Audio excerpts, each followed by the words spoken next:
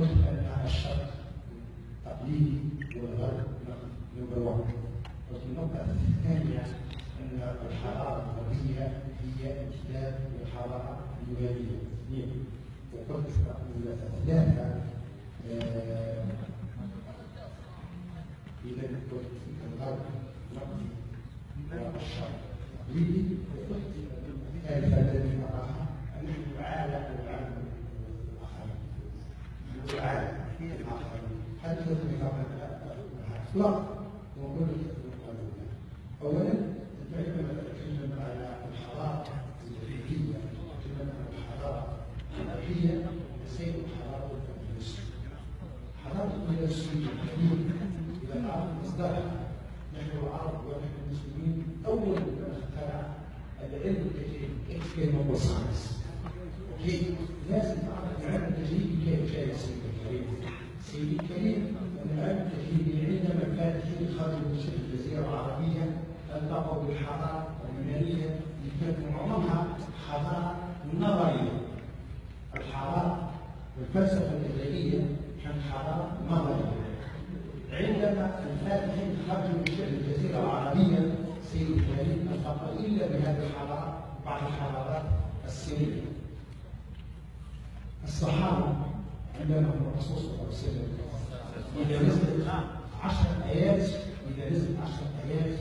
لازم يتعلموها ويحفظوها ويطبقوها. العلم التجريبي هو علم تطبيقي، هو جاء أصلا من القرآن. الصحابة عندما خرجوا والتقوا بالحضارة اليهودية ماذا قالوا؟ لما علم الرسول صلى الله عليه وسلم أن أي شيء نظري لازم يطبق. ومن هذا وقع بني الحضارة من الأندلس مبنية على العلم التجريبي. وهذا كلام سيء يعني عندما تقول أن الحضارة الغربية امتداد للغرب نسيت نحن العرب ويجي ولاية الاجتماع والساينس بسبب هذا المفهوم الديني. أصل وسمعت نحن ليس عالم، لكن كلام مهم جدا ما كنت تعرف اصلا في المحاضره بتاعك اللي هو اعتراف بالغرب ان الحضاره المعاصره ما هي الا امتداد للحضاره الاندلسيه. شكرا.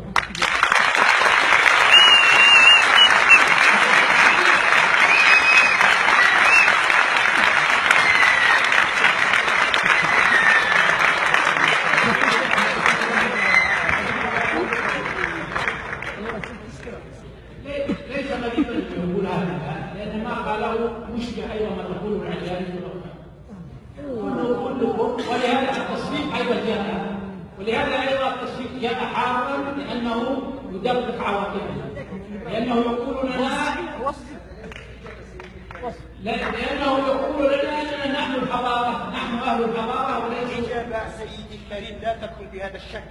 جاوب على كلام سيدي الكريم. اعدت الفيديو. باي.